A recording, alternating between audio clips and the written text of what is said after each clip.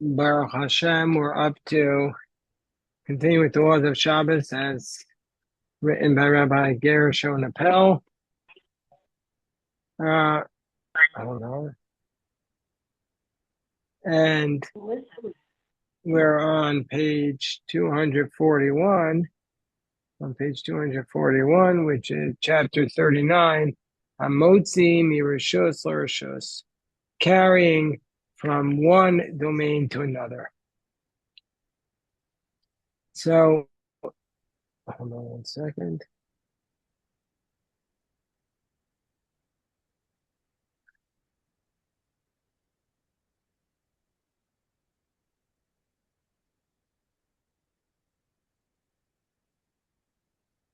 So the Av Malacha of carrying comprises the transfer of an object from a private domain to a public domain or vice versa, and moving an object a distance of 4 amos, approximately 7 feet in the public domain.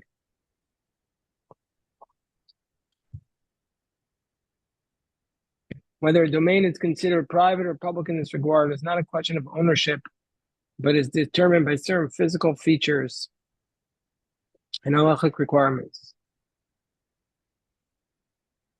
Let's read the footnote. The biblical source for the prohibition of carrying. Carrying was one of the 39 malachot performed in constructing the Mishkan. Hold on.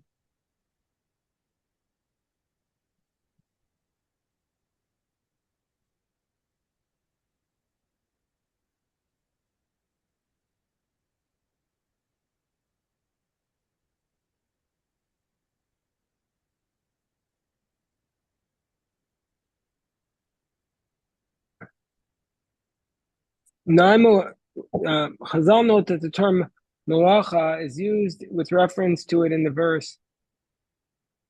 And Moshe commanded, and they ceased it to be proclaimed throughout the camp, saying, "Let neither man nor woman make any more work for the sanctuary."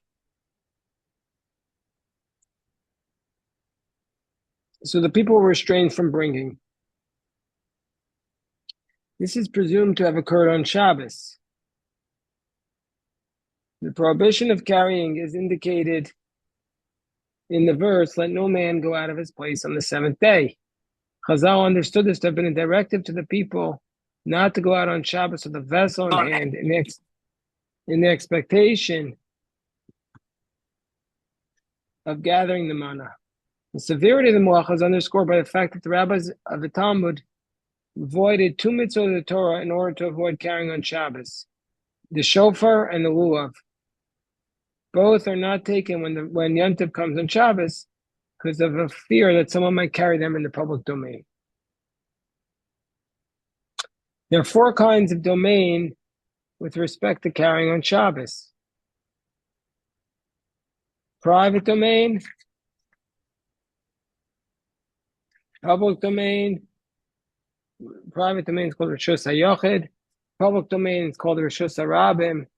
Semi-public, which is called the Carmelis, and a free place, which is called Makom Patur. So let's go over these. Rishus HaYochid is a private domain, is an enclosed area. Its minimum dimensions are 4 tefachim square.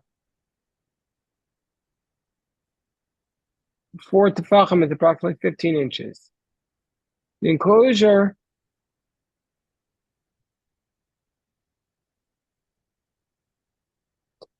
is a wall, a fence, or other partition no less than 10 tefachim high. Therefore, an apartment, a house, an enclosed garden or yard is a Rishus HaYachid, irrespective of whether it is under private or public ownership.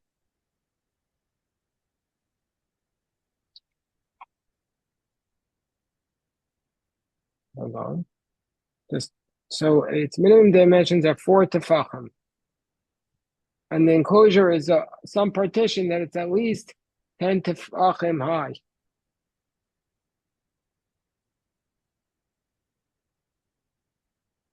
Approximately 3 feet. Okay.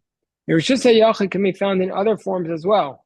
For example, an object such as a box a wagon. Oh, I have the books here, Donnie. I have the books here. A box, a wagon, a car, or a depression in the ground, such as a pit or a ditch, or an elevator, or on page 242.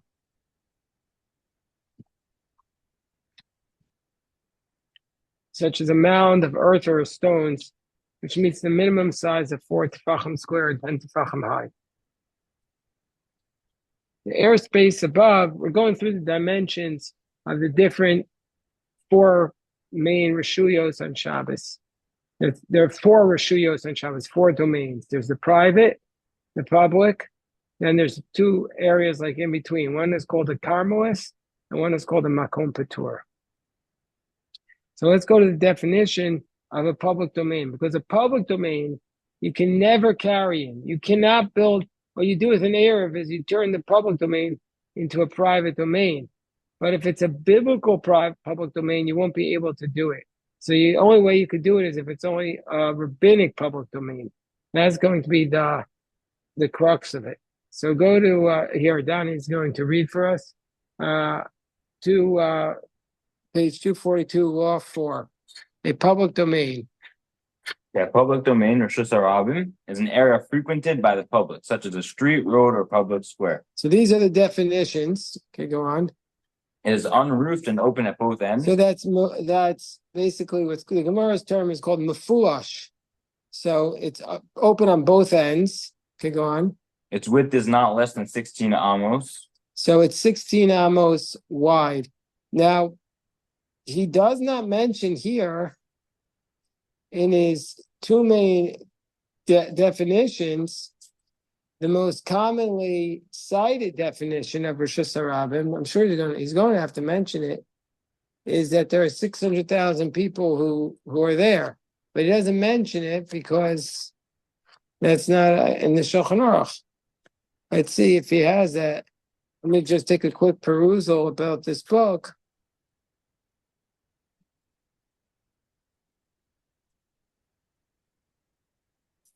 No.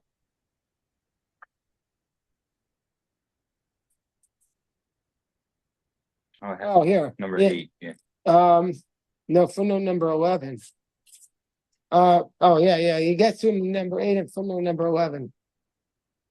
That's a leniency about 600,000, but it wasn't traditionally. No, like these cities in Europe didn't have these in the medieval ages, they didn't have 600,000 people living there.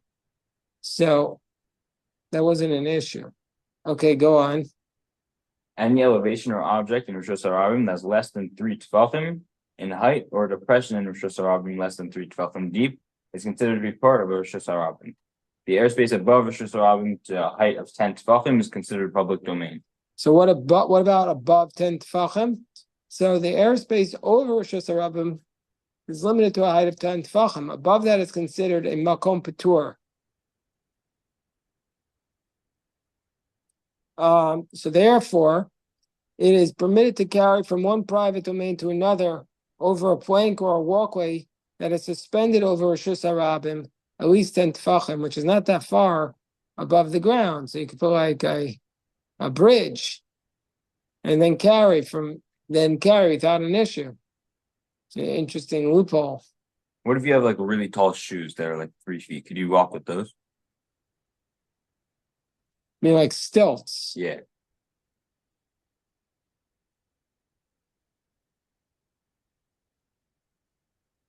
They would never be 10 tefachim high. Why? You can have 3 foot That's stilts. 30 inches. He says, why can't you have 3 feet stilts? No, it's not a problem to have 3 foot stilts. Only in circus, not like no. My nephew wears stilts, actually. What? My nephew wears stilts. But not that high. That high? I think so. No, he walks around with stilts. He knows how to use stilts. Wow. But I'm just trying to think. So like, what if both your legs are amputated, so you're wearing 3 foot high? I don't know, like 3 foot high is very, very big. Like,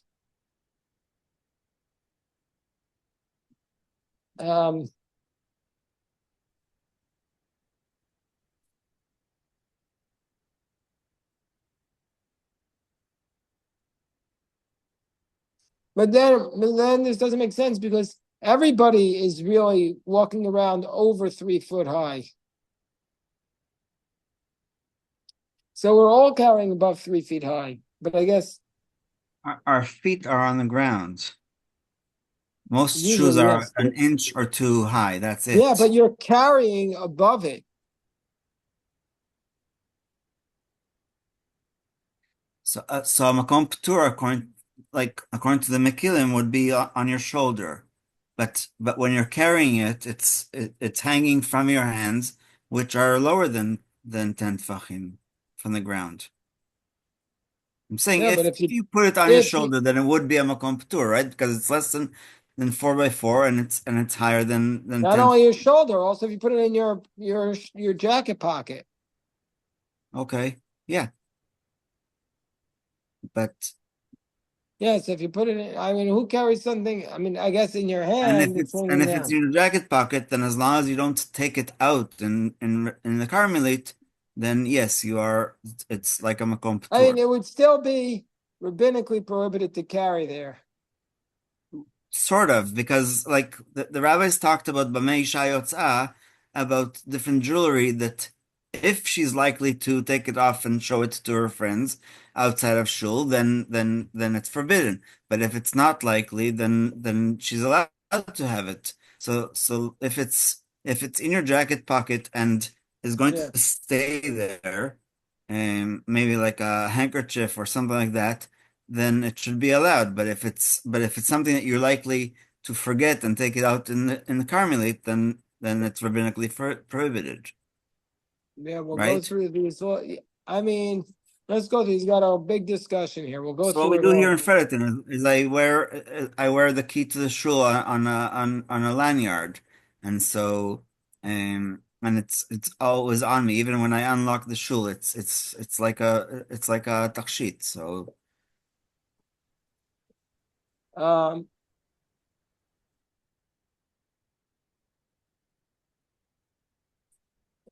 we'll get into that. We'll get into that. But he says, no, I mean, you're not allowed to have chewing gum in your mouth. He says explicitly, but now it's above a makom patur. That's in a makom patur for sure. Yeah. and it's against the Mishnah because the Mishnah talks about No, but I measurement, think measurements of things that you are allowed to go out in Rosh Hashanah with. what let's see what he says here. Let's go on here. Okay. Go on. Donnie? It's a Torah violation. Yeah. It's a Torah violation of the malacha to carry from Rosh Hayachid to Rosh Hashanah, or from Rosh Hashanah to Rosh Hayachid, or to carry distance of 4 almos in Rosh Hashanah. So biblically speaking, the prohibition is to carry from one domain to another, or to carry 4 amos in public. A public area may be made to conform to the requirements of Rosh Hashanah in order to permit carrying on Shabbos by enclosing it with partitions. For discussion of the relevant conditions and regulations, see Part 3, Chapters 2-3.